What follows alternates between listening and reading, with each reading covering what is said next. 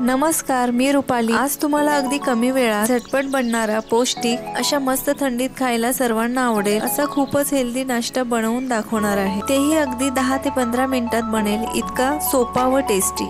चला तर मग बघूयात। हा नाश्ता बनवण्यासाठी आपल्याला लागणार आहे काही किसून घेतलेल्या भाज्या, एखाद्या बाउल मध्ये किंवा भांड्यामध्ये अर्धी वाटी किसलेलं गाजर घेतले आणि एक टोमॅटो बारीक चिरून घेतला, एक वाटी कोबी किसून घेतलेला आहे, थोडंसं दुधी भोपळा किसून घेतला। आता यात घालू आवडीप्रमाणे बारीक चिरलेली हिरवी मिरची, चिरलेली कोथिंबीर, अर्धा चमचा जिरा व चवीप्रमाणे मीठ, अर्धा चमचा इथे लाल तिखट घातलेलं आहे आणि आता यात घालायचं आहे बारीक रवा।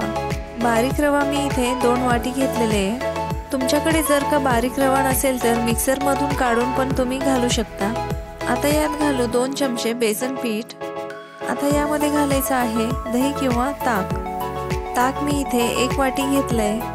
आता आपण याला व्यवस्थित मिक्स करून घेऊ आणि यामध्ये आता आपण लागेल तसं पाणी ऍड करायचंय। या सर्व व्हेजिटेबल मध्ये पाण्याचं प्रमाण जास्त असतं, त्यामुळे पाण्याचं प्रमाण तुम्ही बघून आवश्यकतेनुसार थोडं ऍड करा। हे सर्व मिश्रण व्यवस्थित मिक्स करून घ्यायचं। मिक्स करताना तुम्ही हाताचाही वापर करू शकता।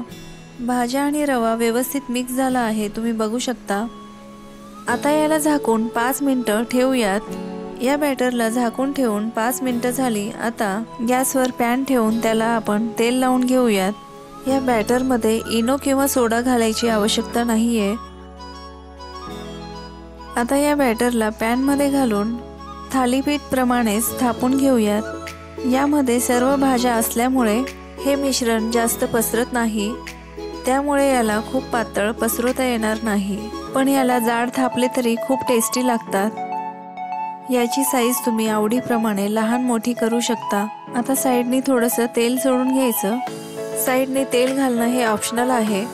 जर तुम्ही डाएट करत असाल तर तेल घालण्याची आवश्यकता नाहीये।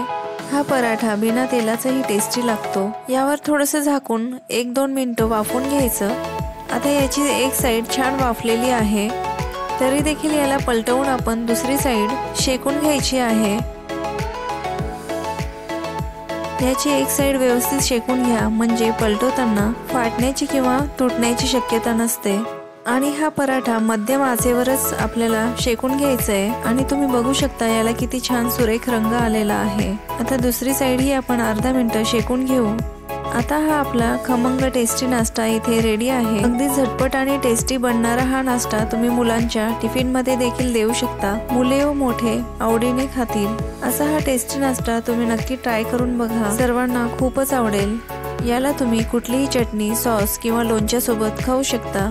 तर याच रीतीने सर्व नाश्ता अगदी कमी वेळेत तयार होतो। तर मग ही पौष्टिक रेसिपी तुम्हाला कशी वाटली? आवडली असेल तर चॅनलला सबस्क्राईब करा आणि बेल आयकॉनवर क्लिक करायला विसरू नका, म्हणजेच अशाच नवनवीन रेसिपी तुम्हाला बघायला मिळतील। चला तर मग पुन्हा भेटूयात अशाच नवनवीन रेसिपी सोबत। तोपर्यंत धन्यवाद।